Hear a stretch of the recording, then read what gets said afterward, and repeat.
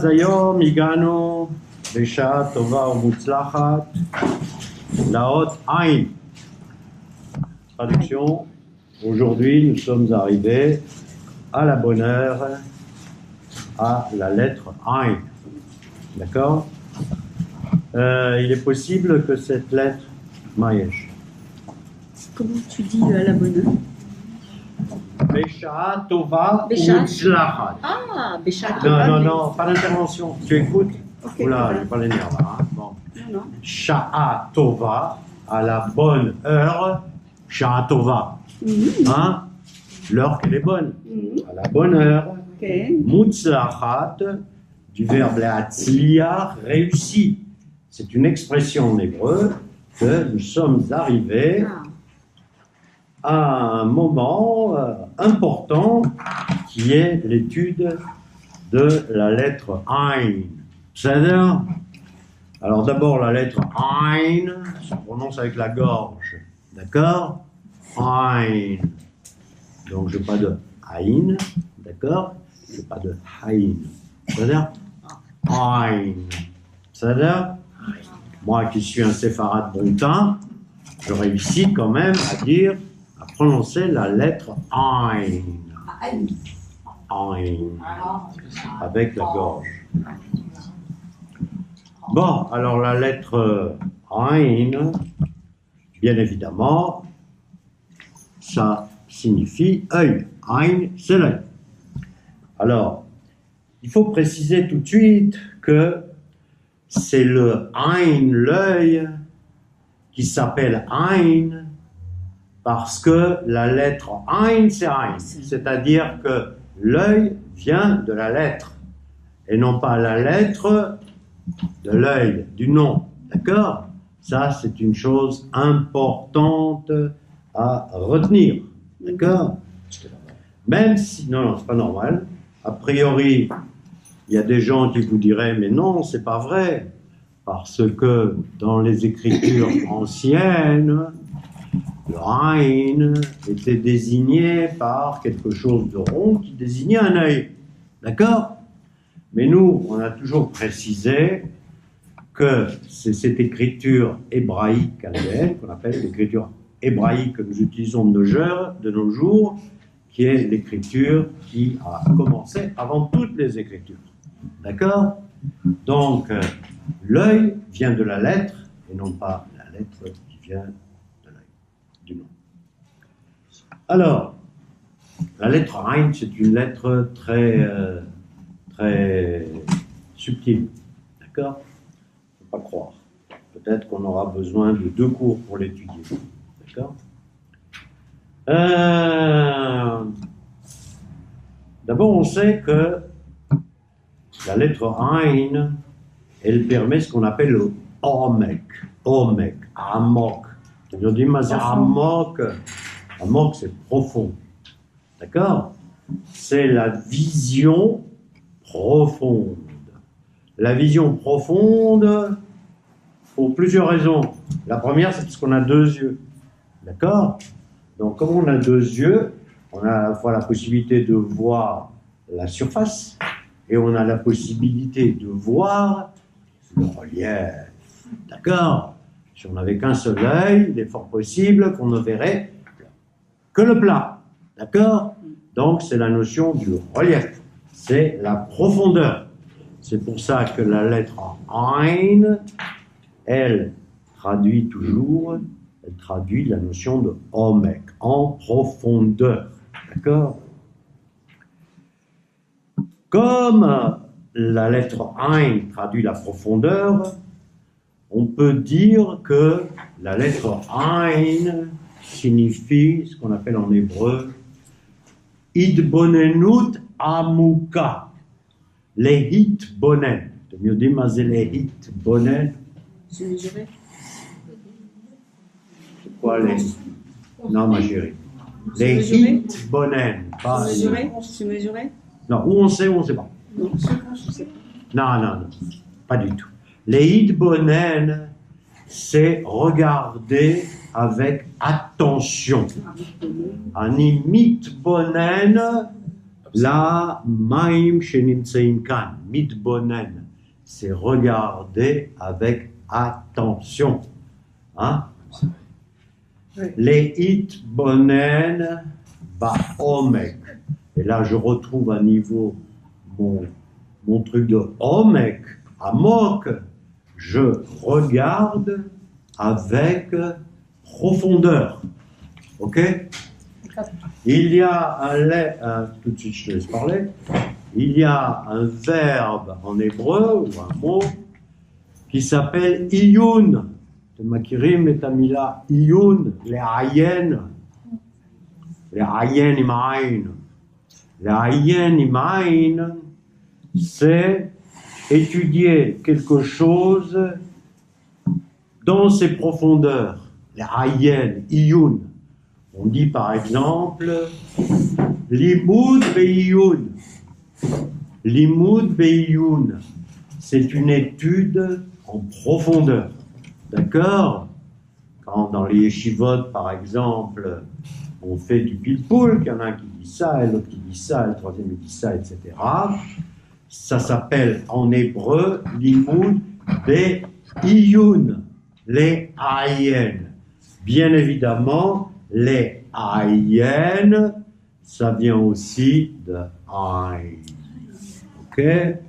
Ah, t'as pas été surprise là. Dora? Oui, non, tu as dit que les hitbonen, Ok. c'est regarder en profondeur. Et du moment qu'on dit les hits, normalement, ça se rapporte à soi. Non? Oui, dans ce cas précis, c'est les hitbonen.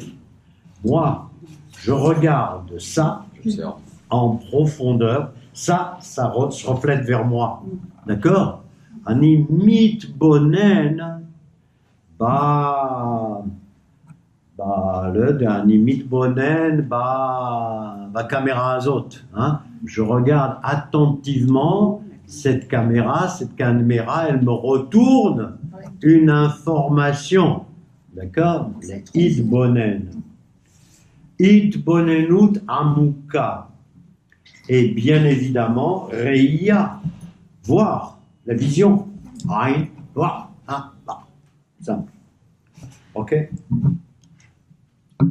Mais ce qui est important de savoir, c'est que tout ça, c'est une vision pointue. C'est une vision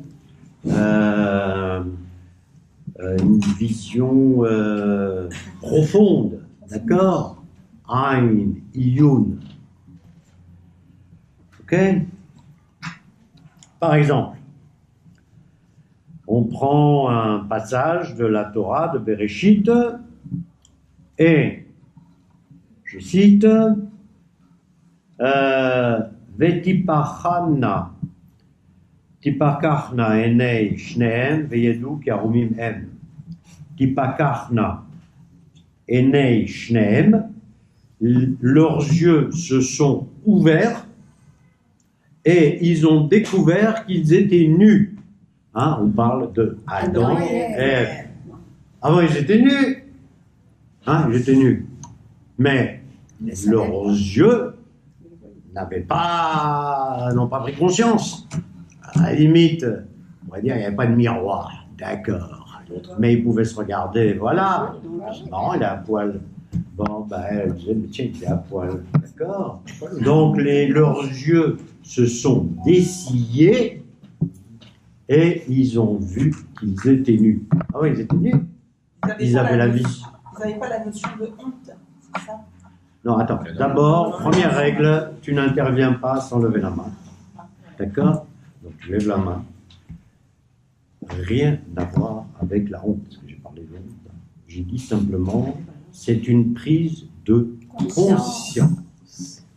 Une prise de conscience, ça veut dire c'est un savoir récemment acquis. Avant, ils ne savaient pas, maintenant, ils savent. D'accord? Leurs yeux se sont dessillés, pas carne, ils sont dessillés et ils ont découvert qu'ils étaient nus. D'accord? Ok. Alors,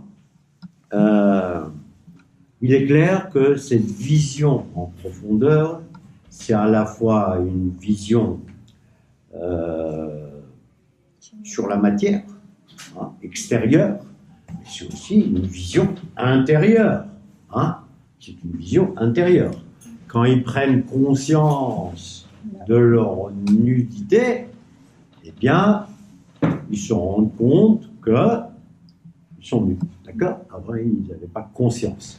Donc, c'est une prise de conscience. C'est une façon de se regarder en soi, de se regarder. Il y a un autre aspect qui est très important, c'est peut-être difficile à saisir, c'est un mot nouveau que vous ne connaissez pas, ça s'appelle Murashiyut. Murashiyut, Masheu Murash, c'est quelque chose de tangible, de concret, de palpable. Le Ein, il s'applique à des choses palpables. Alors, Rav Zamir Cohen, dans sa grande bonté, nous donne des exemples, et comme c'est un concept un petit peu difficile à comprendre, je vais vous les citer, ces exemples. Quand on utilise le Aleph, d'accord, c'est pas quelque chose de concret, d'accord. Exemple, or, lumière. Je sais pas trop ce que c'est, lumière, l'obscurité. Or, en hébreu, c'est quoi? Avec Ein, la peau. La peau, c'est tangible, hein. Osher avec Aleph, c'est quoi? La joie. La richesse. Le bonheur. Le bonheur. Ah, c'est le- Le bonheur, la plénitude, etc.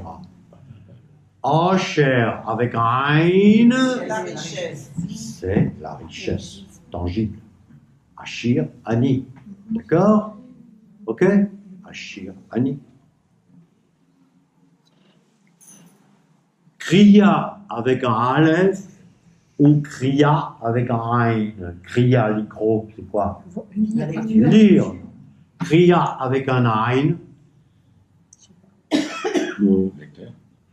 C'est déchiré. Oui. L'icro avec un Ein, c'est déchiré. D'accord? Ok, etc. Oui. Je rajoute un tout petit truc parce que justement j'ai eu l'expérience tout à l'heure. J'ai écrit une phrase en hébreu et j'hésitais entre le Aleph et le Aïn pour dire avec. Im. Ok. Et mon fils m'a donc expliqué que Im c'était avec Aïn et avec Aleph c'est si. Et là encore une fois la matière. Recommence, ce que tu as dit, c'était pas clair. Im avec c'est Im avec Aïn. Si, la conjonction de coordination, si, c'est avec Aleph. Donc effectivement, dans le avec, c'est qu'on a de la matière, alors que dans le si, on n'en a pas. Absolument. Et on pourrait dire par exemple, Et j'irai même que plus loin. Ein même, c'est âme. Voilà, c'est ce que Âme, c'est un peuple. c'est ce que je voulais rajouter. Voilà. C'était le moyen mémotechnique que je voulais Voilà, donner. c'est concret. Le âme, c'est avec, Voilà. ensemble. Voilà. Donc si vous voulez dire avec quelqu'un, c'est im avec Aïn. Voilà, très bien. Donc un peuple, J'ai fini. par définition, ce ne sont pas des individus individuels. C'est une conjonction d'individus. Im, ze, veim, ze, veim, ze, veim, zeu, anachnu, am. Nous sommes un peuple. C'est-à-dire, donc, c'est un truc qui peut vous aider à faire la différence entre le Aleph et le Ein. Ça ne marche pas à tous les coups, mais ça peut aider. Donc, Murashi, ce n'est pas un mot qu'on utilise tous les jours en hébreu, mais les gens qui parlent bien hébreu l'utilisent. Mashu Murashi, quelque chose de palpable, de tangible. D'accord? Je pense que ça vient de Rushim. Rushim, ce sont les sens. Quand on dit Rushareach, le sens, Cathy, ne dis pas oui à ce que je dis, je sais que je le dis bien. Non, c'est étonnant. D'accord, alors. Je n'oserais pas te... Ah, si, mais tu vas oser, on lève la main. Bon. Donc, Rushareach, le sens de l'odorat. Rushareya, Rush que tu veux. Mashu Muhashi, quelque chose que l'on sent, il est tangible. D'accord? Que l'on voit, que l'on palpe. Hein? Voilà. Palpe ça, si je fais trop fort, je renverse l'eau. Yeshli Troucha, c'est Otonaba. Ouais, voilà. Troucha, c'est la sensation. J'ai la sensation de. Muhashi, Troucha, Rouche. D'accord? Ça, c'est des mots qui ne sont pas ulpanesques. D'accord?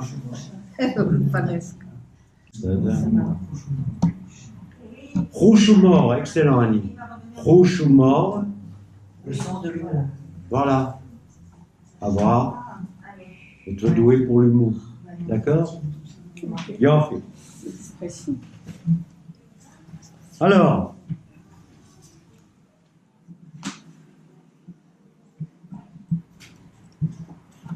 je vais commencer le cours, bien que je l'ai déjà commencé, sur la lettre Ain. Non, mais c'est vrai que vous êtes... Pardon. C'est normal, tu as commencé, ça fait longtemps déjà. Je vais commencer le cours sur le Rhin par un aspect, jusqu'à maintenant c'était des hors-d'œuvre. D'accord? On a fait des hors-d'œuvre. D'accord? J'ai dû juste expliquer un petit peu ce qu'était le Rhin.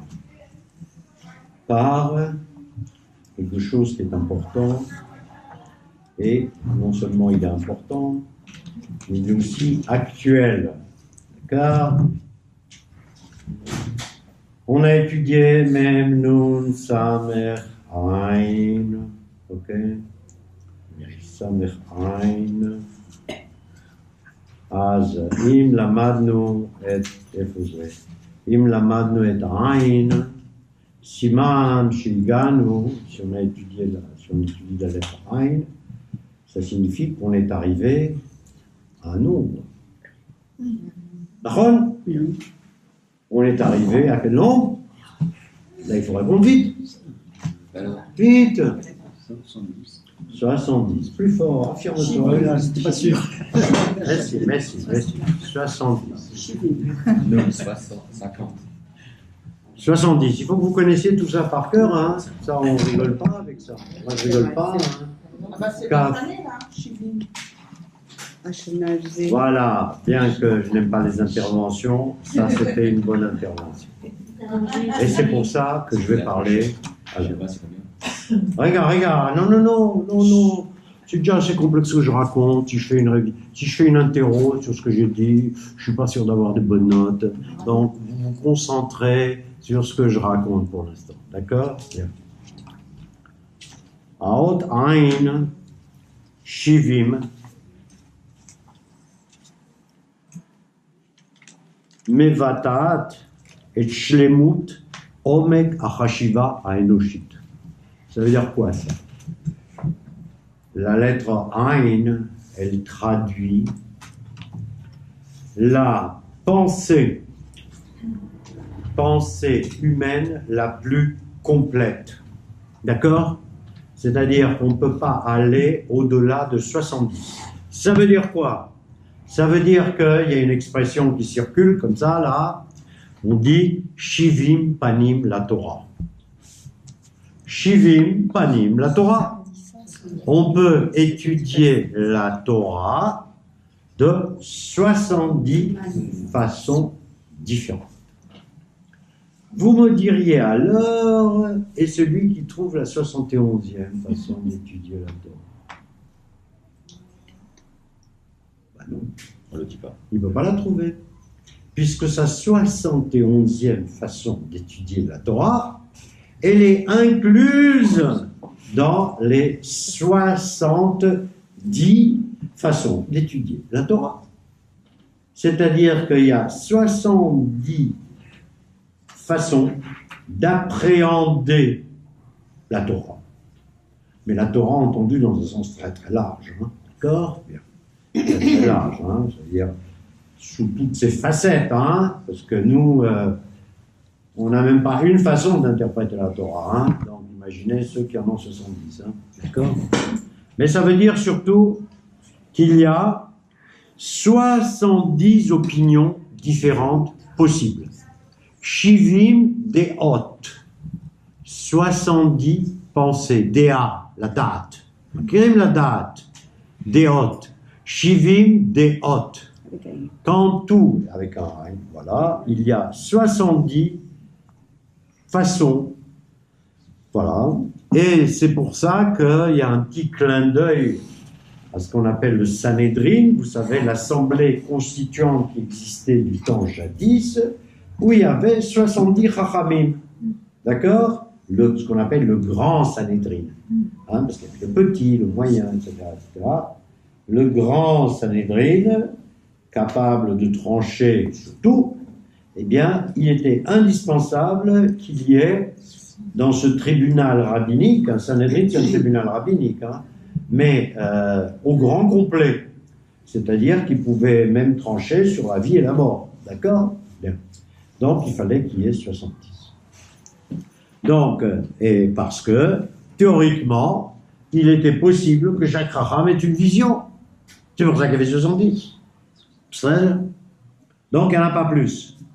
D'accord? Alors, oui, Bakasha. Rav Cherki dit aussi qu'il y a 70 explications pour le mot Bereshit. Alors, si Rav Cherki dit qu'il y a 70 explications pour le mot Bereshit, il ne fait que dire ce que je dis. Exactement. Hein? Puisque, à un certain moment, on est coincé. On est coincé. L'innovation passe par une des 70 façons d'appréhender les choses. Quel, Est-ce qu'il y a un rapport aussi avec les 70 nations? J'en parle tout de suite. C'est pas d'accord. Elle mélange les Alors, on dit qu'il y a 70, utilisons le mot nation, qui ont été créés. En fait, le mot nation est impropre. Il faut, si on parle en hébreu, si on parle en français, il faut dire 70 ethnies. D'accord?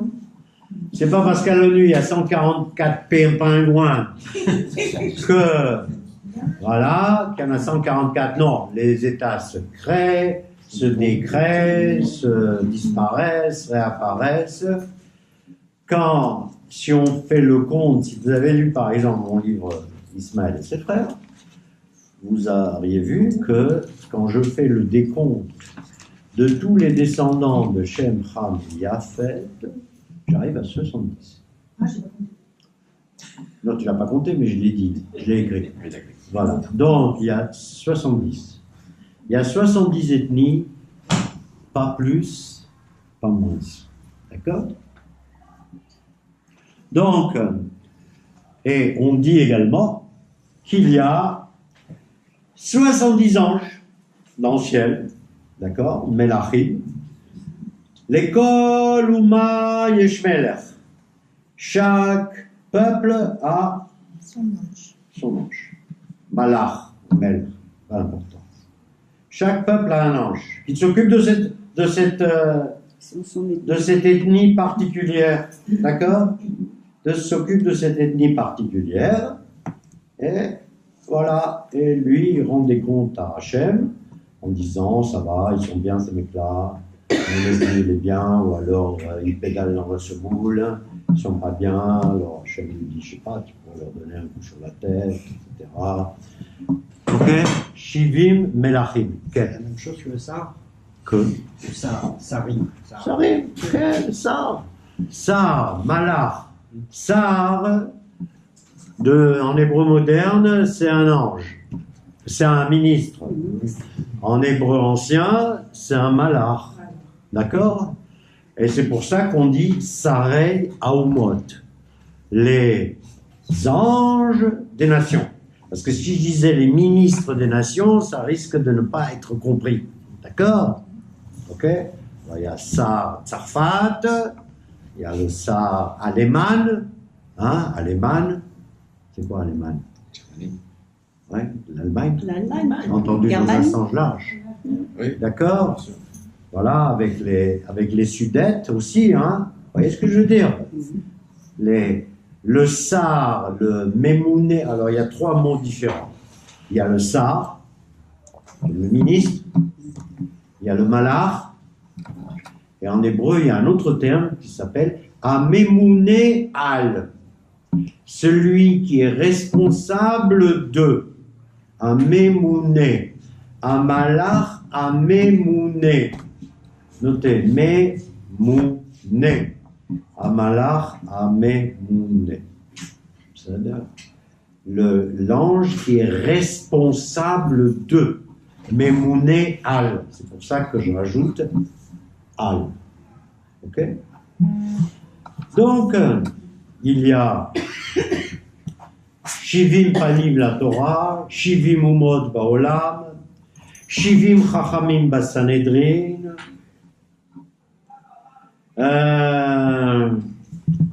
Et il y a par exemple, dans le temple de Salomon, il y avait Shivim Amudim. Il y avait 70 colonnes. Une colonne pour chaque planète. Et à Sukkot, il y avait des sacrifices qui se faisaient qu'à Sukkot. Vous avez entendu parler de ça. On shochatait Shivim Parim. C'est un texte qui se dit surtout à Kippour. D'accord? Donc, on égorgeait 70 nations, 70 parim, taureaux. Un taureau. Taureaux, on s'en fout des vaches. Les vaches, bon, 70 taureaux pour les chaper, pour expier les fautes des 70 nations. À partir de là, commence un vikouach. Attends, on va revenir là-dessus parce que je voulais vous dire autre chose et après je rendrai là. Donc, quand je vous ai parlé de Shivim Panim la Torah, le chiffre 70, on l'obtient également en faisant l'addition des lettres de Sod, Sod, secret, Samer, Vav, Dalet, Sod, Shivim. Yain aussi, Yud, Yud, Nun. Le vin. Et d'ailleurs on dit, Nichnas, Yain, Yatsa, Sod. Rentre le vin, sort les mystères. Autrement dit, quand je me bourre la gueule, je suis capable de faire ressortir des choses que je ne dirais pas autrement. Nichnas yain yatsa sod. Donc à partir de là, on va aborder quelque chose de façon un peu différente. Et je reviens au sacrifice qui était accordé pour la capara des 70 nations. Et là, vous seriez en droit de me poser une question pertinente. Donc, j'écoute. Donc, on faisait la capara, on égorgeait 70 taureaux pour les chaper sur les 70 ethnies, nations, etc., qui étaient les mêmes du temps de Salomon que maintenant. Hein, vous ne vous trompez. Hein. Par exemple, on dit les Chinois, c'est-à-dire, ou les Coréens. Mais les Coréens et les Chinois, c'est kiff-kiff la baleine, hein, d'accord? Donc, je pense, enfin, je peux me tromper, hein, qu'il y a un seul sar. Hein, voilà. Il y a du boulot. Qui est Mémouné, il a du boulot celui-là, parce que les gens, il y a du monde. Il y a du monde dans le train, hein, bien. Ok. Donc, je vous dis 70 taureaux qu'on égorge à Kippour. Là, vous êtes en droit de me poser une question. Me la poserez-vous? Qu'est-ce qui Et remplace les maintenant, taureaux? Qu'est-ce qui remplace les taureaux aujourd'hui? Ah, ce qui remplace les taureaux aujourd'hui. C'est- Regarde, je réponds au fur et à mesure. C'est les Je prières. remplace la terre. Voilà, c'est ça la réponse. S'il vous plaît. Veneshalma Pari Sfateinu. Il y a une phrase en hébreu qui dit Neshalma Parim Sfateinu, que nos lèvres remplacent les taureaux.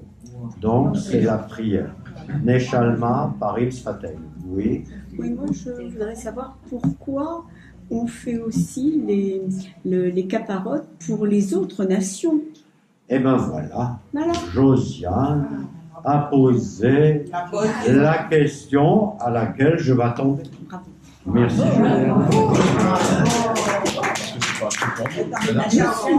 Non, mais on est là pour les 70. C'est normal, c'est la plus ancienne. Je suis, c'est Mais tout. J'ai on pas est là de pour les j'ai pas de 70. mérite. J'ai pas de mérite, je suis. Donc, la question qui se pose, C'est c'est le mérite dessus. mais qu'est-ce qu'on en a à cirer? Bah oui. Mais qu'est-ce que moi, Israël, ou les Hébreux du roi Salomon, le peuple de Yehuda et d'Israël, pour une fois tous réunis à Jérusalem, pourquoi est-ce que j'irai sacrifier des taureaux qui coûtent beaucoup d'argent pour les autres nations? En quoi le sort des autres nations m'intéresse, me concerne? Ça, c'est la grande question. Nous ne répondrons pas tout de suite à cette question, et je vais essayer d'y répondre d'une façon originale. Cette façon originale, elle est la suivante. À moins que quelqu'un avait envie d'intervenir à ce stade. Mais je pensais, moi, Vas-y, le temps que que je le trouve mon peuple juif truc. était là pour justement faire en sorte que si le troisième temple devait arriver, ça ne serait pas que pour les juifs, mais pour l'humanité, L'unité entière. pour les 70. Alors, d'abord, nous, qui est-ce qui attend le troisième temple? Non. Attends, qui est-ce qui attend le troisième temple? Est-ce que c'est les Coréens qui attendent le troisième temple? Les Luxembourgeois, peut-être? Ben non. Je ne pense pas. Je pense qu'il n'y a Que les juifs. que les Juifs, et encore pas tous les Juifs, hein? Hein? Il y en a qui attendent pas du tout, hein? Ou il y en a qui trouvent que ça serait une catastrophe si le troisième temple il arrivait. D'accord? Mais si quelqu'un déjà attend le troisième temple, c'est les Juifs. C'est-à-dire, donc, est-ce que j'ai répondu un petit peu à ta question, Hubert? Ouais. Pas trop, hein? Non. Mais donc, si tu vas par là, ça veut dire que on va en Ouais. dire que chacun des taureaux qu'on sacrifie, c'est pour faire en sorte que ce peuple-là, ou cette nation-là, soit plus ou moins bienveillante vis-à-vis du peuple Mais juif. pas du tout. Non. Mais pas du tout. Bah, Pas si c'est du pour tout. expier les Non, fautes. non, non. Ah, pardon. Un ethnie, un peuple doit expier les fautes Tu l'as fait. qu'il commet vis-à-vis de tout. Tant je sais pas moi, au Japon il y a 100 ans, personne n'avait entendu parler des Juifs, hein. En Chine aujourd'hui à peine. C'est pas vis-à-vis de nous, absolument pas, absolument pas. Chaque peuple commet des conneries, d'accord? Ouais, À donc, commencer par nous, hein. D'accord? Donc, d'autres questions? Peut-être c'est pour. Parce qu'on ne peut pas se passer des autres nations. Ah bon? Non. Ah, ça va? Quoi. Ouais, pas de problème. Je suis autosuffisant en Israël. Ah. Je produis des tomates, des oranges, des fleurs, des vaches. Il n'y aurait personne autour de moi, je m'en porterais beaucoup mieux. Alors donc, qu'est-ce que ça n'a pas plus grand que ça pour faire en sorte que les 70 nations voient Hachem, faire en sorte Alors, que... vois Hachem. Attends, Pardon. tu poses une question, Sam. Est-ce que c'est... Alors, il y a une prière dans Aleinu le Shaber, la prière de Aleinu le Shaber, Bayom Haou Yi Hachem Echad, Ushmo Echad. En ce jour-là, Dieu sera un et son nom sera un. Peut-être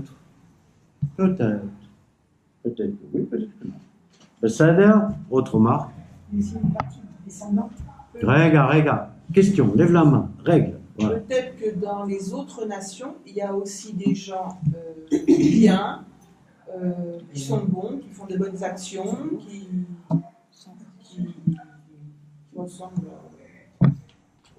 Certainement. Mais s'ils étaient bien, s'ils faisaient les bonnes actions, etc.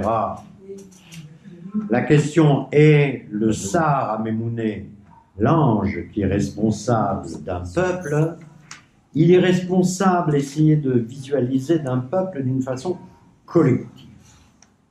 Évidemment, dans chaque peuple, il y a des tzadikim, il y a des gens très bien, il y a de la chorma, il y a tout ce que tu veux. Mais si moi, par exemple, j'étais le Sar Amemouné sur un pays que nous connaissons tous bien, à savoir la France, et si je regardais la France, d'en haut là, et si je me rendais compte que la France, elle est en train de perdre toutes ces valeurs qui ont fait sa spécificité depuis des centaines et des centaines d'années, je me dirais, mais attends, mais oh ouais, je suis pas très content. Moi, je suis pas très content. Hein. Moi, la France, voilà, je la voyais comme ci, comme ça. Elle a fait du bon travail, c'était un pays courageux, etc. Je suis pas très content. Donc le Sar Amemouné, ou le Malach, il dirait ça, oui. Moi, je pense que c'est pour les brebis égarées, parce qu'il y a des juifs qui ne savent pas qu'ils sont là. Non, tu oublies les juifs, là. Non, Quand on prie... Ils sont peut-être juifs, ils ont... Non. La réponse est négative à 100%. 100%. Le peuple, c'est la nation. La nation de Tzarfat, la nation de la Corée, la nation de ceci. Allez-y. Oui, attends, non, il y avait Dora d'abord. Non, pas de problème. Vas-y, go, Moi, shoot. je pense que c'est parce qu'on a tous la même origine. On a tous la même origine. Eh bien oui, c'est ce que... Peut-être qu'on descend tous d'Adam. C'est Ouais. pour leur faire expirer force. On dit toujours que Akadosh Baruch Hu, Mhm. protège le peuple d'Israël et non pas les individus. Ouais. Donc le Sar Amemouné d'Israël, c'est Akadosh Baruch Hu. Alors, le Sar, nous n'avons pas de Sar. Voilà, il n'y a pas de Dieu. Nous, On est bon, direct. je l'aurais dit par la suite, nous n'avons pas de Sar. Alors peut-être parce qu'on est responsable. Non, nous ne savons pas de ça. Parce que Akadosh Baruch Hu, Bekocho ou Beatzmo, ou Metapel Banu. Nous, on est sous la houlette directe de Akadosh Baruch Hu. Nous, on n'a pas de ça.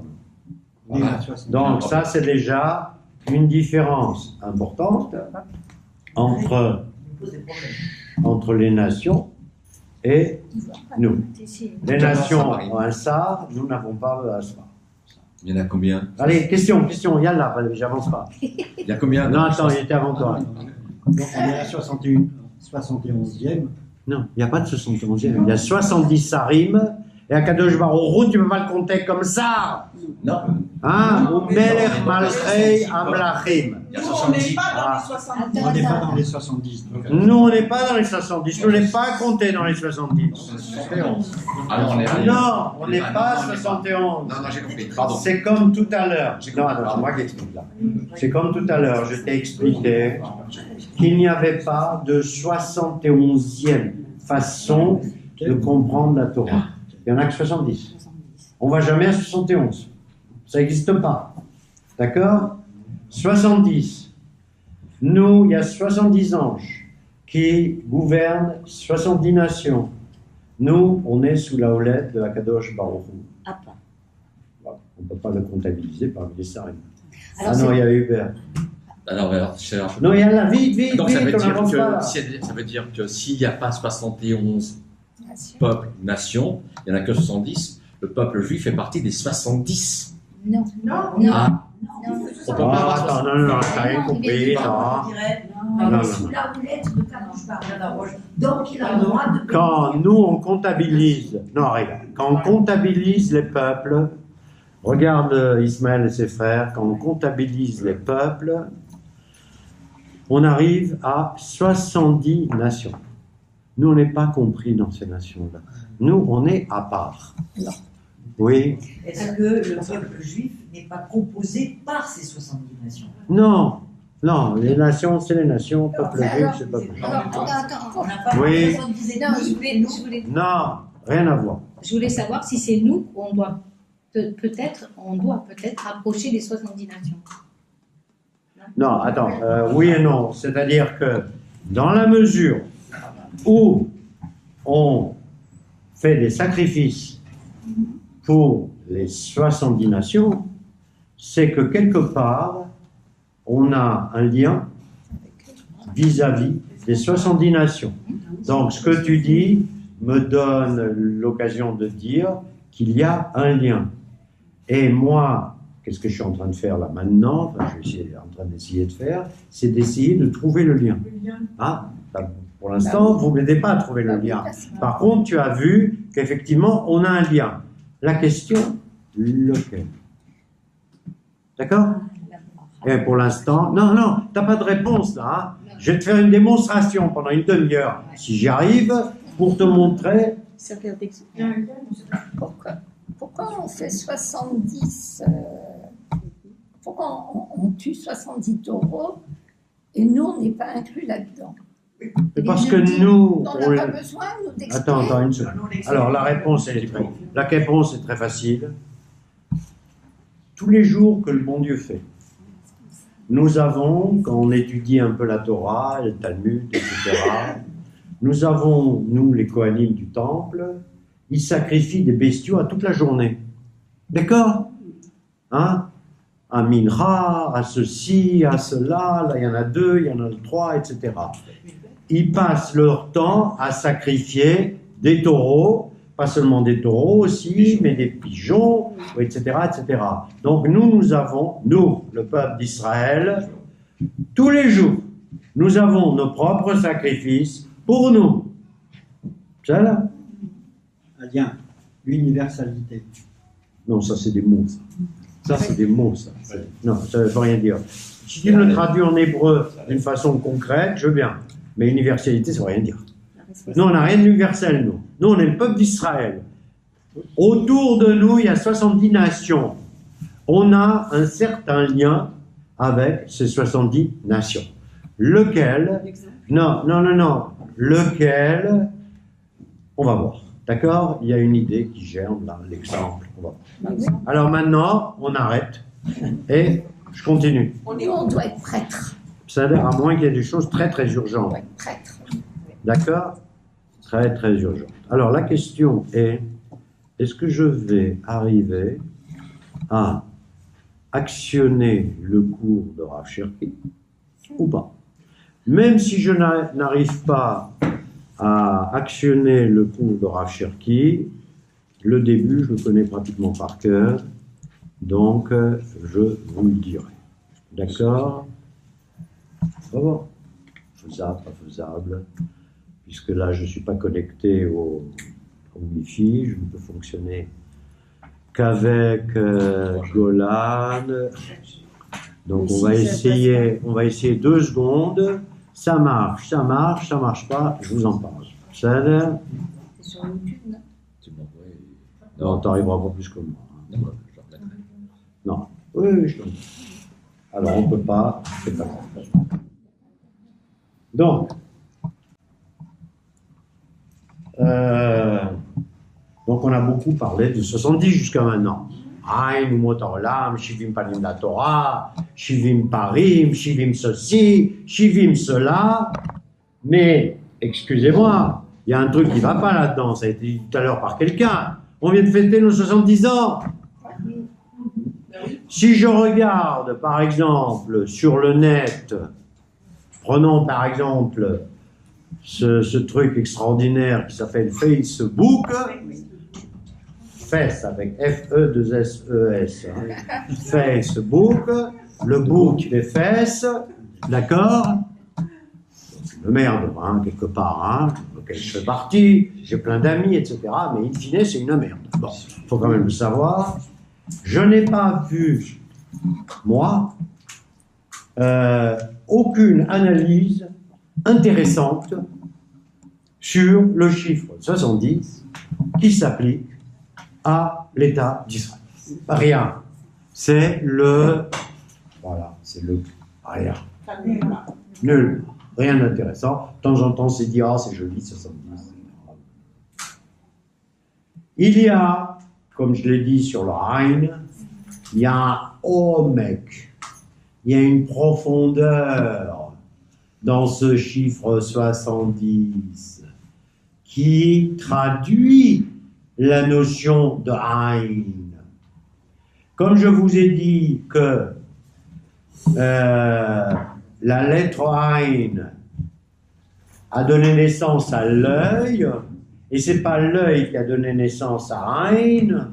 Nous, on vient d'avoir 70 ans, le peuple d'Israël vient d'avoir 70 ans, et la seule façon intéressante, c'est les Hitbonen. Regardez cette histoire de 70, le Hein qui fait 70. C'est pour ça que j'ai pensé à faire ça aujourd'hui. Alors, on mettra un peu un petit bout de cours de Rav Cherki, sinon il raconte n'importe quoi, celui-là, d'accord? Mais, si Dieu veut, ça sera indiqué. Donc, Rav Cherki nous dit la chose suivante. Il nous dit, voilà, dans le Talmud Sanhedrin, il y a un Chacham qui s'appelle Rabbi Eleazar ben Azaria. Rabbi Eleazar ben Azaria, je ne sais pas comme ça cause, je continue, je recommence. Dans la Masechet Sanhedrin, Rabbi Eleazar ben Azaria, qui doit vous rappeler à tous, Sheket Bevakasha, qui doit vous rappeler à tous quelque chose. Quand je cite le nom du rabbin, Rabbi Eleazar ben Azaria, immédiatement, ça devrait tilter dans votre tête. Ça tilte? Non. Ça tilte pas. Dans la Haggadah de Pessah, c'est marqué, 4 rabbins étaient assis à la table et ils discutaient entre eux. Et Rabbi Eleazar ben Azaria dit entre autres, Ani keben shivim shana velo zachiti sheisapru yetziat Mitzrayim baleilot. J'ai Ani keben, mettez le masgan. Non, c'est ben oui, il disait, il y en a qui ont trop chaud. Non, mettez le masgan, c'est moi qui dis. Bien. Non, en plus, ça me gêne, je ne peux pas continuer. Hein. Comme j'ai pas envie de vous engueuler. Alors, Ani keben shivim shana. Non mais rega, אני מדבר פה. Hein? Donc, ça veut dire quoi, Ani keben? Il dit... J'ai reçu. Attends, vous n'êtes pas concentré, vous vous êtes éparpillé là, vous n'écoutez pas ce que je dis. Qu'est-ce que j'ai dit?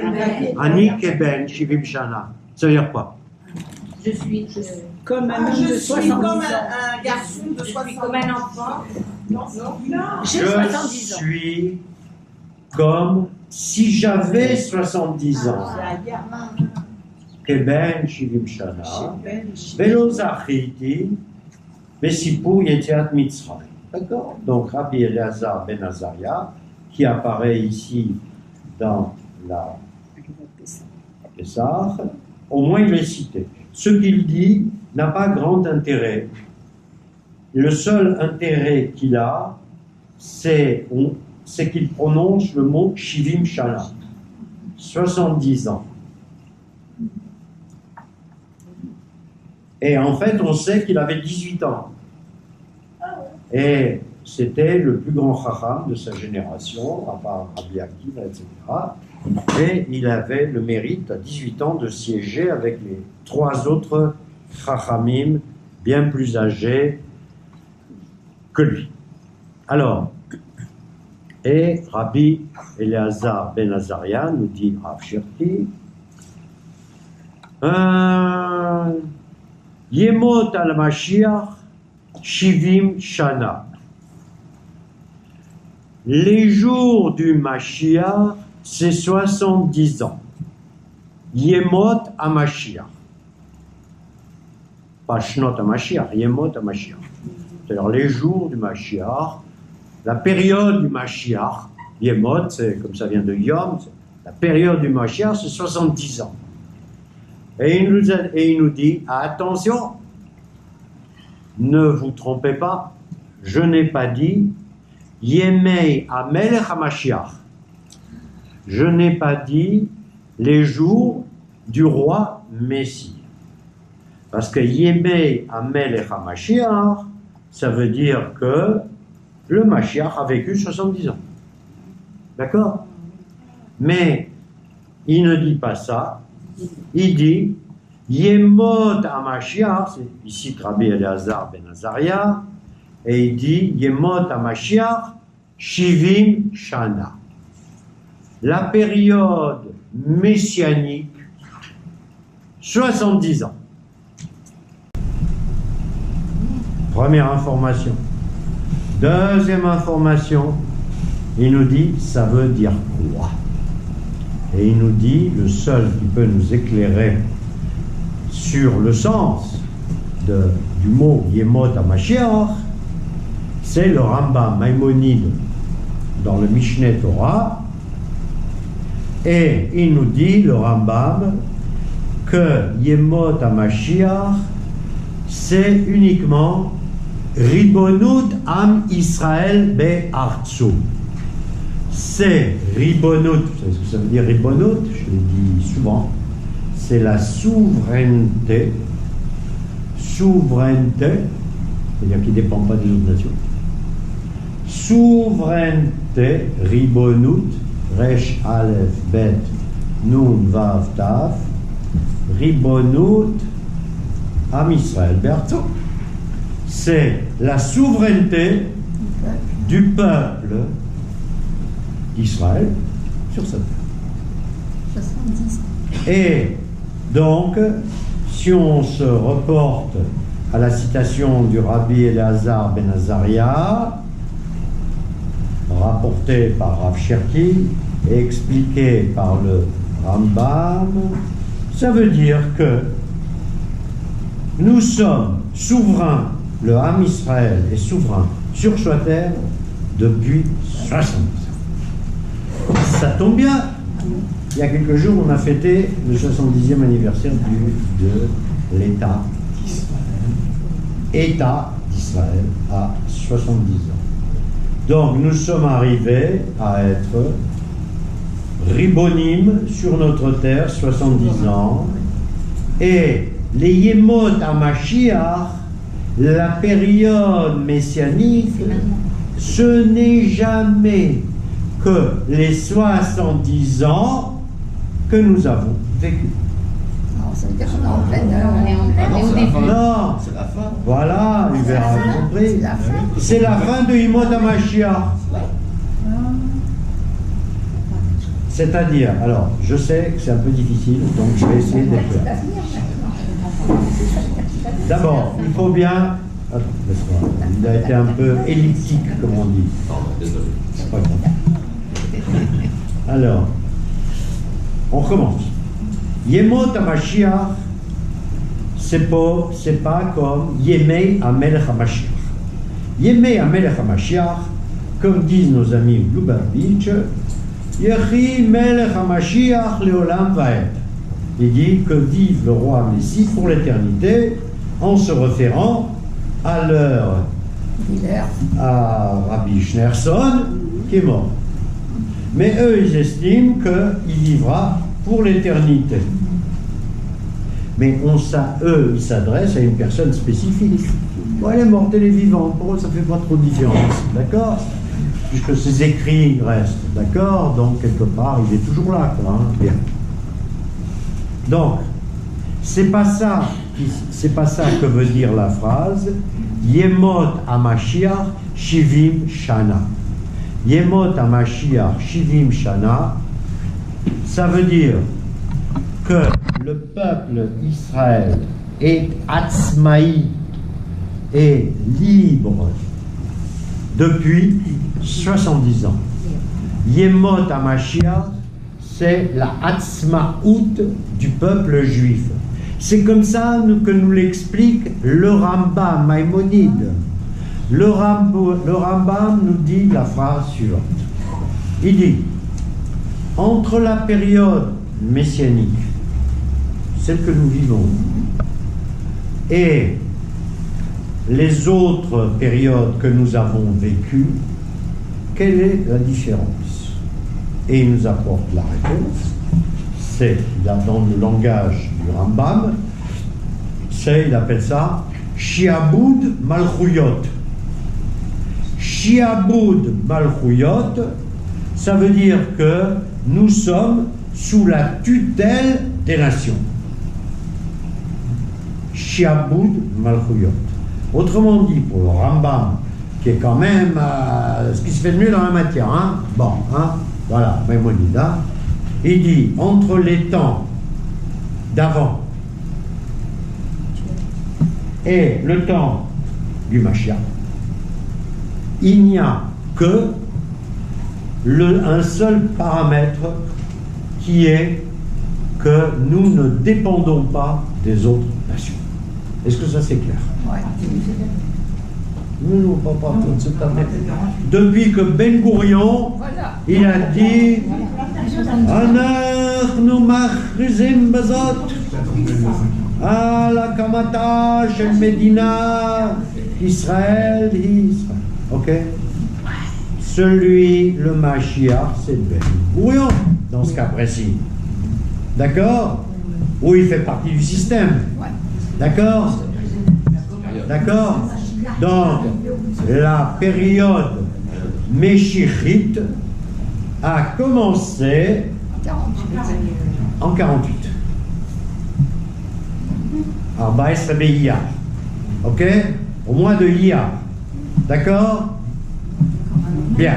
Maintenant 70 ans. Regarde. Alors, encore une fois, je ne suis pas là pour vous parler de Mashiach. Un, ça ne m'intéresse pas. Et deux, je vais vous expliquer quand même 2-3 bricoles qu'explique Rav Cherki. Donc je ne fais que reprendre ce que je voulais vous faire écouter et je n'ai pas pu vous faire écouter de ce que dit Rav Cherki. Rav Cherki nous dit, citant le Rambam, citant Maïmonide, il dit la chose suivante. C'est vrai que Maïmonide, une fois qu'il a dit que la période messianique commence à partir du moment où Israël ne dépend pas ni de l'Angleterre, ni de machin, ni de ceci, ni de cela, où on a déclaré notre indépendance, où nous sommes ce qu'on appelle ribonim, ribon, ok? Ribonim, maître de nos destins. Eh bien, un jour arrivera Mashiach. Ok? Mais Yemot HaMashiach, ça ne veut pas dire que le Mashiach est là. Parce que quand on prend l'autre phrase que je vous ai citée tout à l'heure, Melech HaMashiach, ça veut dire que le Mashiach est Melech. C'est-à-dire que le Messie est roi.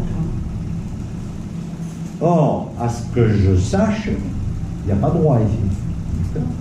Même si des fois on dit Bibi Melech Israël, il n'y a pas de roi. Il n'y a pas de roi ici, d'accord? Autrement dit, c'est ça que je vais vous faire passer comme concept, qui est important.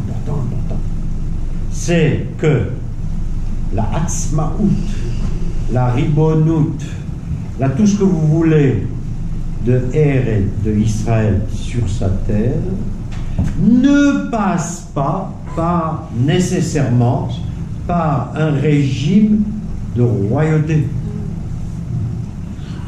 Ne passe pas par un régime de royauté. La meilleure preuve, nous sommes dans un régime, démocratique, enfin en principe, hein, démocratique depuis 70 ans. Nous ne sommes pas dans un régime théocratique. C'est comme ça qu'on dit, hein, Oui. théocratique. Ok? On pourrait dire nous sommes dans un régime, je sais pas moi, on pourrait parler d'oligarchie. Vous savez ce que c'est l'oligarchie? L'oligarchie, ça veut dire quand il y a un certain nombre d'individus hein, qui gouvernent tout un pays. C'est pour ça que les mecs de Poutine, on les appelle les oligarques. C'est pour ça, parce qu'ils ont tout le pognon qu'ils ont piqué à l'ex-Union soviétique. D'accord? Donc on pourrait parler, on pourrait dire qu'ici c'est un peu comme ça, c'est vrai. On pourrait dire, non, en France, moins qu'ici. Hein. On pourrait dire par exemple qu'Israël est une oligarchie. On pourrait le dire. Il y en a d'autres qui diraient, parce qu'effectivement le pognon il est détenu par peu de familles. On pourrait dire, ceux qui sont plus optimistes, ils pourraient dire c'est une démocratie, je vote. Ma voix compte autant que le mec qui a 15 milliards dans ses banques. C'est faux, hein. Ma voix compte beaucoup, hein. Moi, 15 milliards, non. Donc, ce qui importe pour Israël, c'est ça qui est important, et c'est ce que nous dit Rav Cherki, c'est pas moi qui le dis, ça, hein, en citant le Rambam, c'est-à-dire le plus grand décisionnaire de notre époque. Le Rambam, jusqu'à aujourd'hui, le Rambam n'a pas été dépassé. Hein?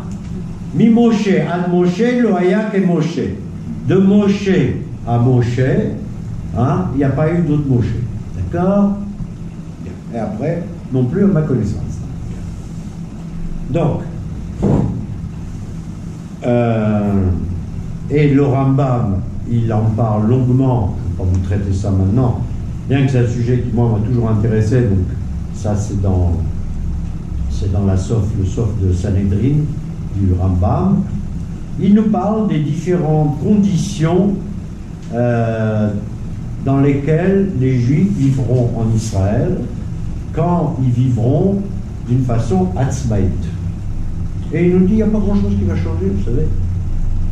Les pauvres, ils sont toujours pauvres, hein. Et les riches, ils sont toujours riches. Hein. J'ai étudié ça.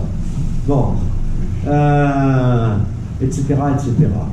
Mais il y aura ce qu'on appelle une connaissance de Hachem. Une connaissance du... Donc, en fait, tout ça, pour vous dire quoi? Pour vous dire que nous sommes aujourd'hui arrivés à la lettre Ain. Nous sommes arrivés à la lettre dont la valeur numérique, enfin le nous, c'est Am Israël est arrivé à 70. D'accord? Et en arrivant à 70, on retombe sur 70, et on dit, qu'est-ce que c'est? Il faut leitbonen beofen amok, il faut regarder en profondeur. Il faut regarder avec acuité, voilà, acuité. Alors, acuité, je crois que ça vient de œil, hein, quelque chose comme ça. Hein.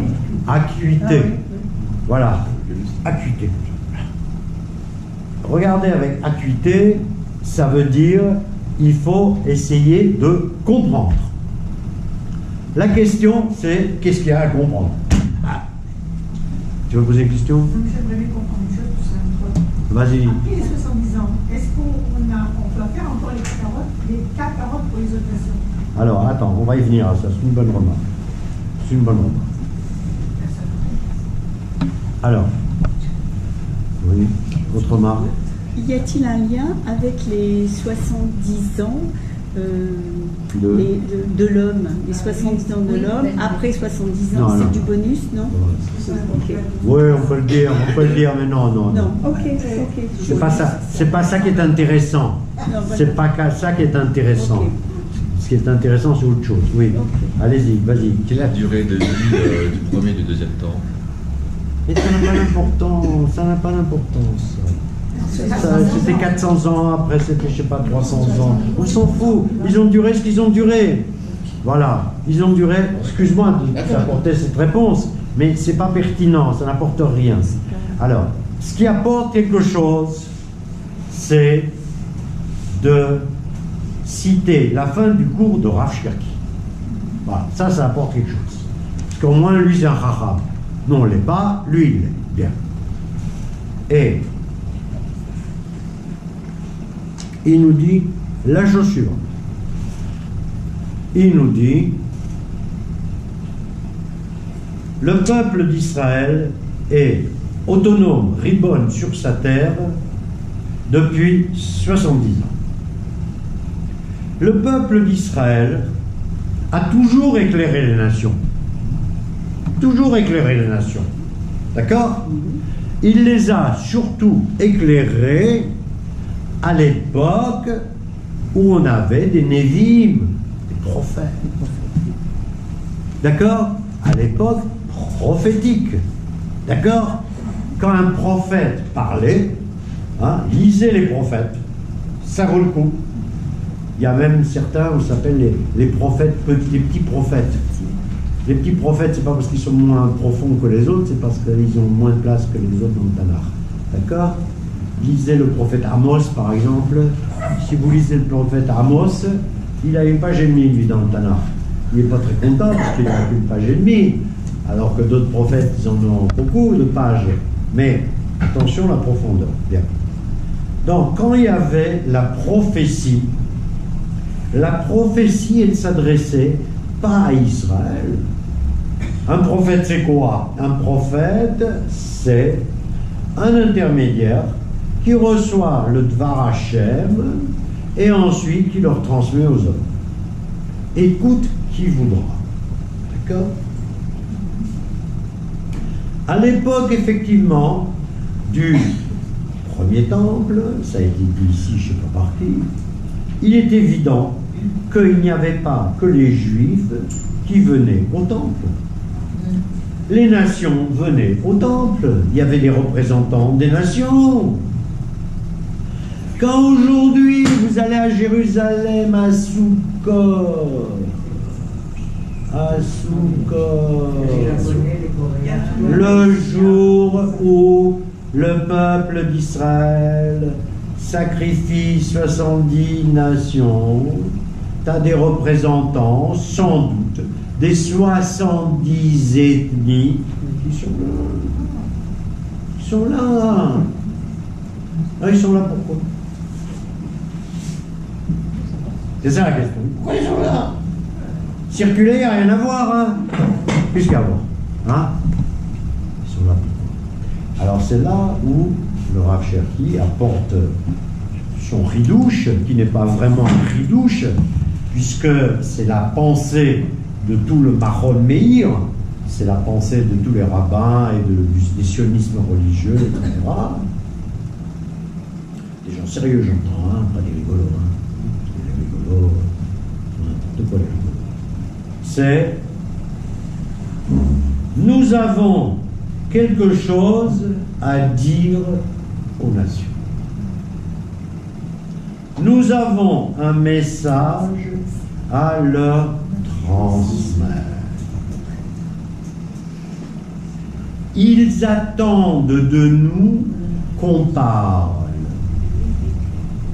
Ils attendent qu'on s'exprime. Comme s'exprimaient les prophètes jadis. Mais le problème, c'est qu'on n'a plus de prophétie. Mais ça ne fait rien, eux, ça ne les intéresse pas qu'on ait de la prophétie ou pas des prophéties. Eux, ce qui les intéresse, c'est que le peuple d'Israël leur parle. Autrement dit, nous sommes arrivés aujourd'hui à l'âge de 70 ans, comme disait Benzoma, Are Anik Ben Shivim Shana, voilà, 70 ans, et nous avons atteint, comme tu disais, un stade de maturité. L'homme à 70 ans a un stade de maturité. Donc, arrivé à ce stade de maturité, les nations attendent qu'on leur parle. Alors, ça ne se reflète pas par le titre du Libération. Ah non. Ok? Un amère anniversaire. Voilà. Comme la mère, vous savez, la mère Michel, qui a perdu son chat. Hein? Alors, ça, c'est pas l'attente des nations. Ça, c'est les enfoirés.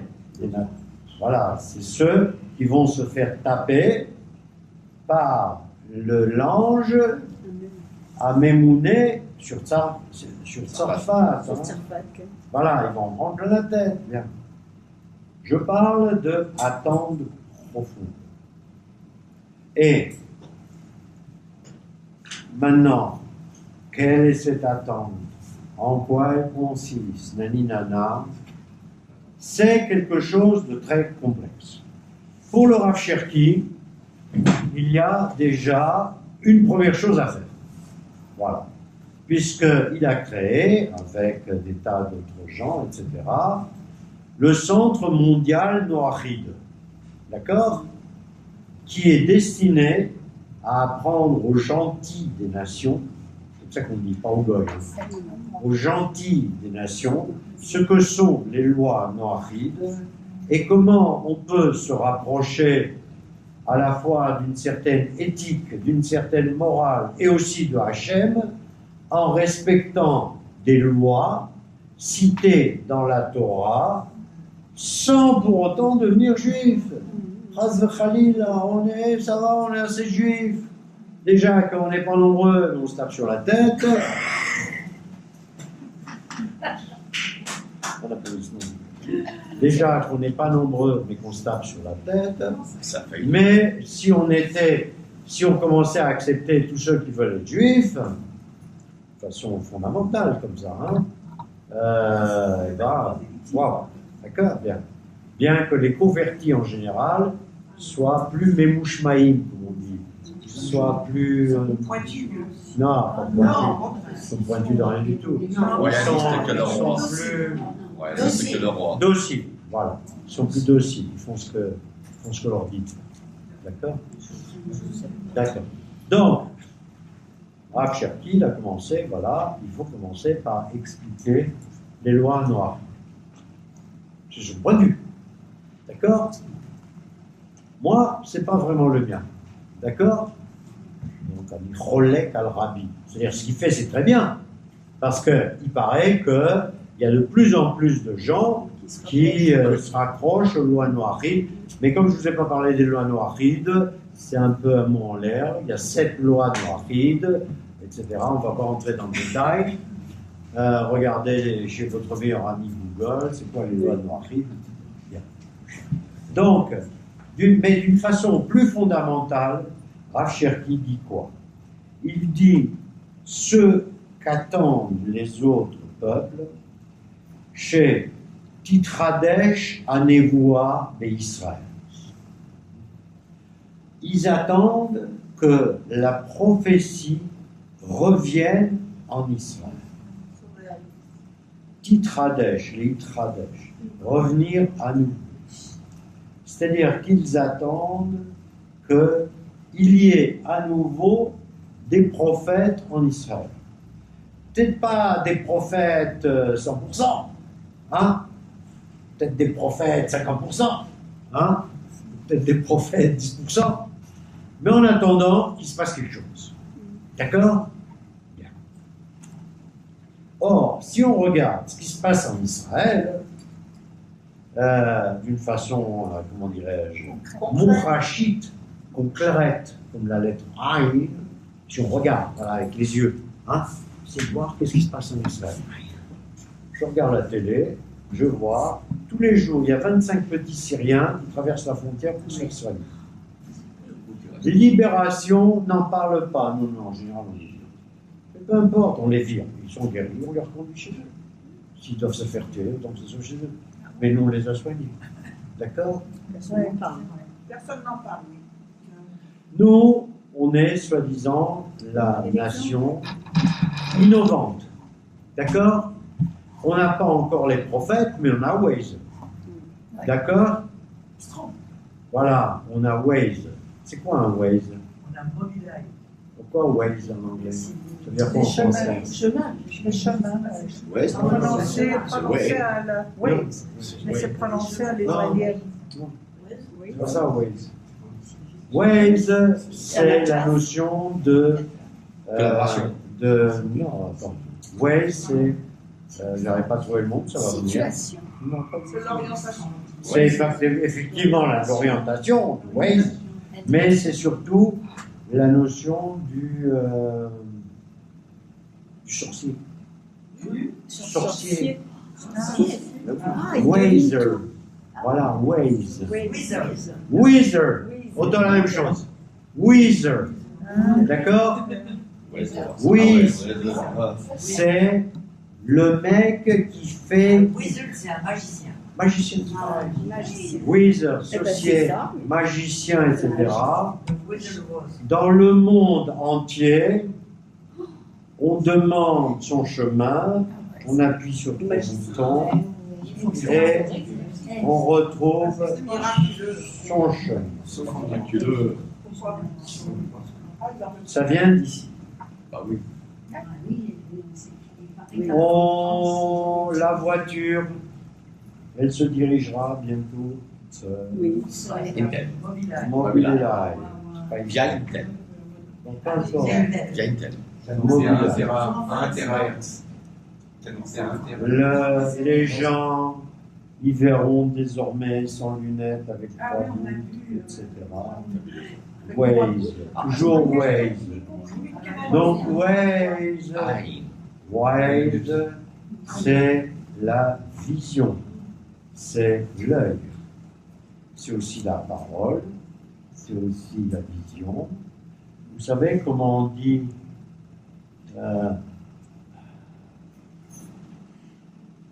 vous savez comment on dit quand les Hébreux reçoivent la Torah au mont Sinaï? On dit Raoult Kolot. Ils ont vu. Ils ont vu des voix.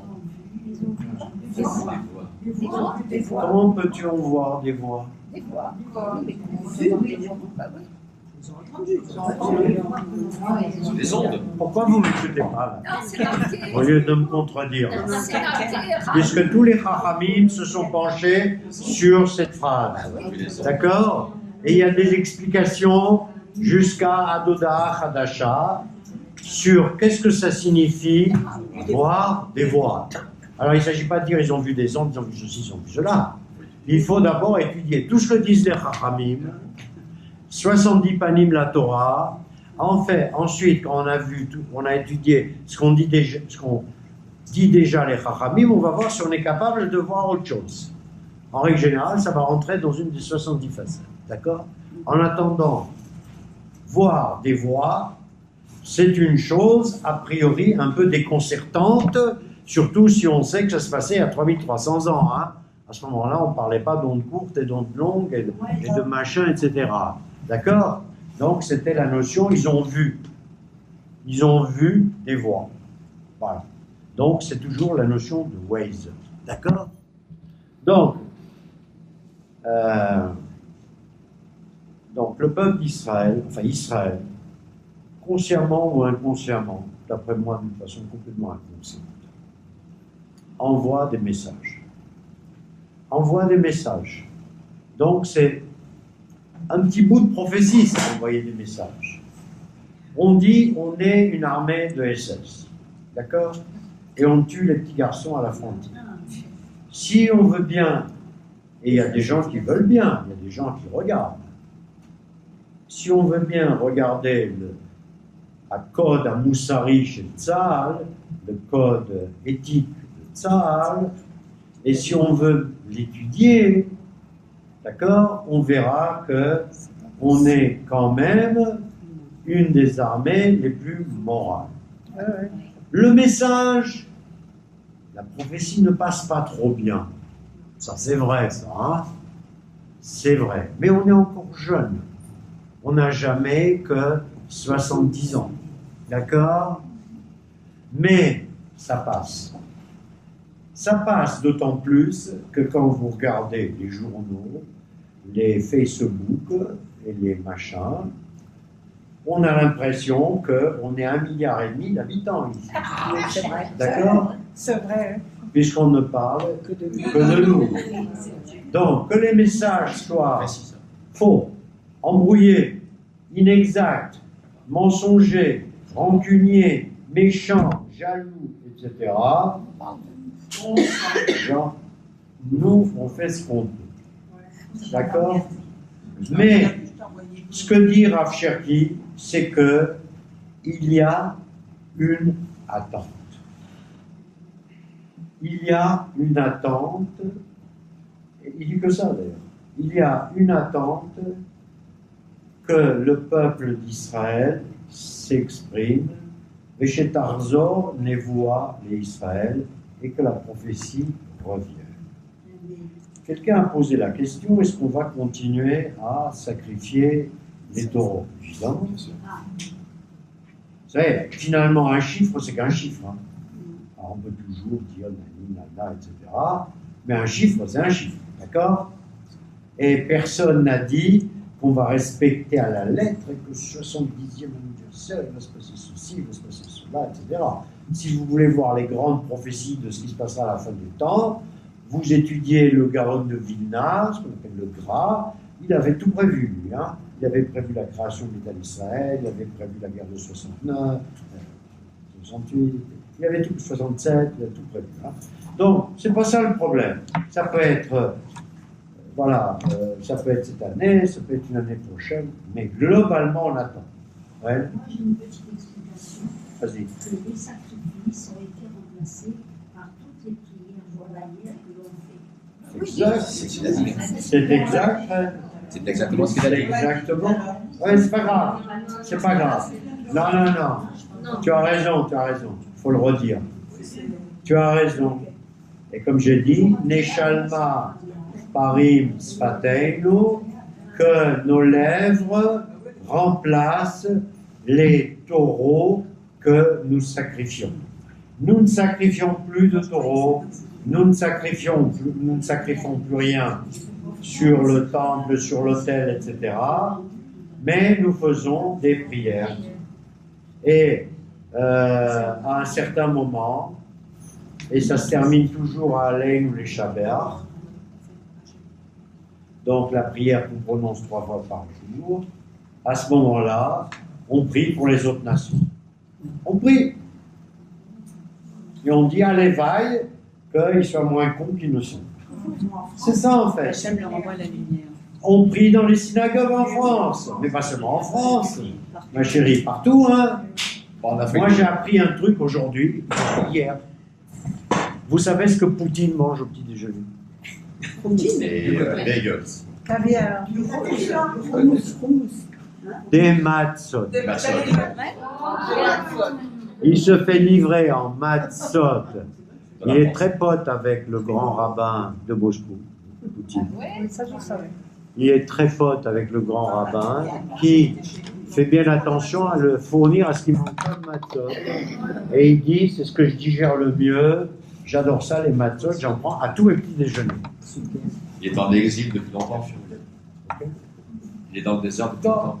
Ils ont déjà les matzot. Donc, qu'est-ce que Israël apporte au monde? Qu'est-ce que le monde attend de nous? Vaste question qui ne sera pas réglée aujourd'hui, Ni demain. ni peut-être demain. Pourquoi? Ça peut être possible, mais pessimiste, peut-être demain. Et ça nous permettra de parler enfin de la lettre Ain, que nous n'avons fait qu'aborder dans le. C'est vaste. Hein. Oui, Dora. Moi, je crois que c'est Sacha Guitry qui a dit ça, qu'on dise du bien ou du mal de moi. Le principal, c'est qu'on en parle. Razak. Razak, moi, je suis tout à fait d'accord. Je suis tout. Vas-y, vas-y, Cathy. Vas-y, qu'est-ce que tu veux dire? Le pluriel de para, c'est parole.